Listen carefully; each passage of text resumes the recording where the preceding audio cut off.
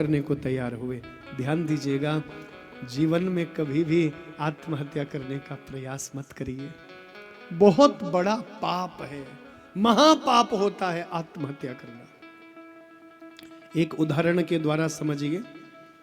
जैसे आज 4 तारीख है, आपका रिजर्वेशन 4 तारीख का है ट्रेन में। ये जीवन भी एक यात्रा है।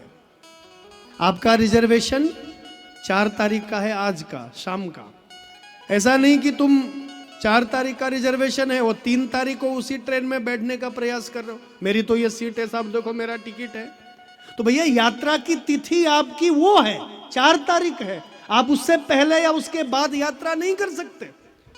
जिस दिन परमात्मा ने आपको जन्म दिया इस संसार में, उस दिन आपकी यात्रा निर्धारित कर दी है कि वो महायात्रा आप कब उस यात्रा पर चलोगे।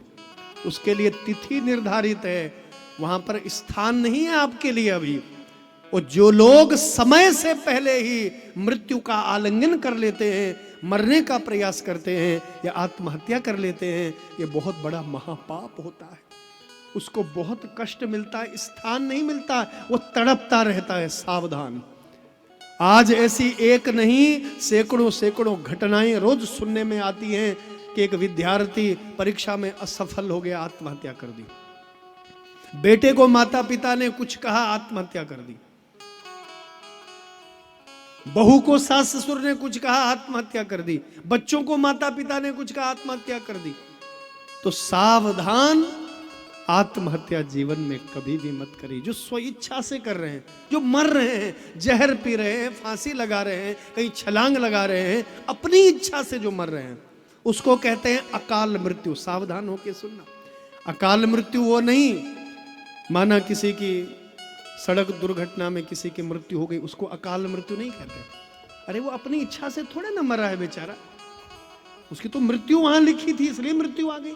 लेकिन अपनी इच्छा से जो व्यक्ति मर रहा है, जहर ला करके पी रहा है, पानी में छलांग मार रहा है, फांसी लगा रहा है, उसकी मृत्यु का समय नहीं है, स्व इच्छा से मर रहा है, उसको कहते हैं अकाल मृत्यु। लेकिन हम लोग आजकल ये कह देते हैं अकाल मृत्यु नदी में बह गया, बाढ़ आई मर गया, अकाल मृत्यु हो गई। सड़क दुर्घटना में मर गया, अकाल मृत्यु। उसको अकाल मृत्यु नहीं कहते, अकाल मृत्यु कहते हैं जो स्वेच्छा से मरता है। और सावधान, उस व्यक्ति को बैठने की जगह नहीं मिलेगी, खाना पीना नहीं मिलेगा, कुछ नहीं मिलेगा, क्योंकि यात्रा का समय 4 तारीख है भाई।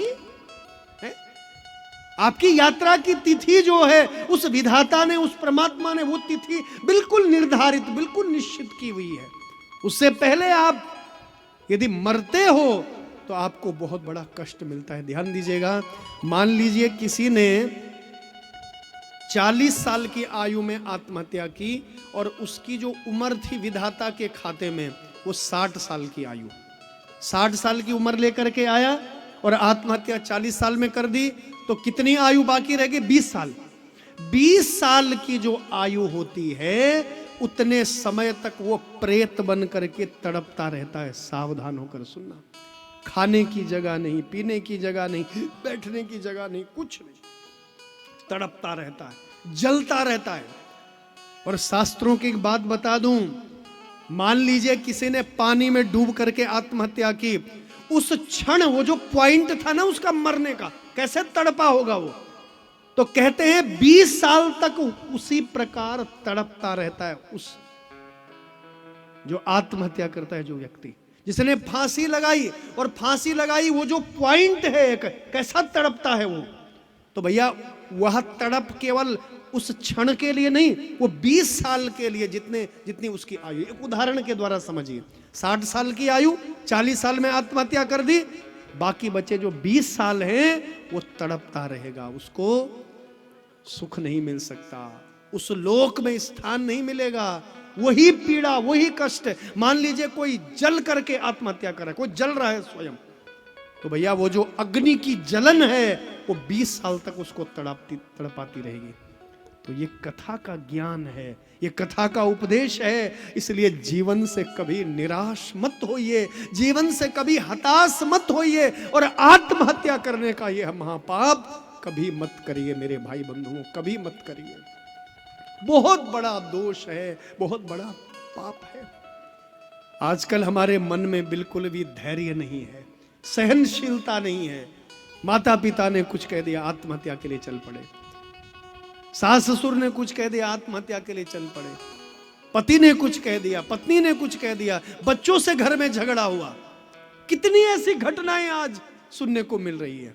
तो आत्महत्या जीवन में कभी मत करिए। ये जीवन संघर्ष से भरा है। जीवन में उतार चढ़ाव आएंगे, हार और जीत होती रहती है? हानि लाभ जीवन मरण, जस अपजस विधि हाथ। ये सब विधि के हाथ में है, मनुष्य के हाथ में कुछ नहीं है। इसलिए हारिए नहीं, हताश मत होइए, निराश मत होइए। ये कथाएं हमें जीना सिखाती हैं। माता संध्या देवी ने आत्महत्या करने का प्रयास किया। जैसे आत्महत्या के लिए गई तो भगवान वशिष्ठ वहां आए और भगवान वशिष्ठ ने समझाया, देवी यदि तू आत्महत्या कर लेगी तो कल्पना करो, विचार करो, क्या तुझ पर ये जो लगा हुआ कलंक है, क्या ये धुल जाएगा, क्या ये मिट जाएगा? नहीं मिट सकता। इसलिए देवी मैं तुम्हें पंचाक्षरी मंत्र की दीक्षा दे रहा हूं, तुम महादेव का तप करो। सारे पापों से, सारे दोषों से मिटाने वाले केवल देवादिदेव महादेव हैं। चलो उनकी शरण में चलो। बोलिए शिव शंकर भगवान की। माता संध्या देवी महादेव की शरण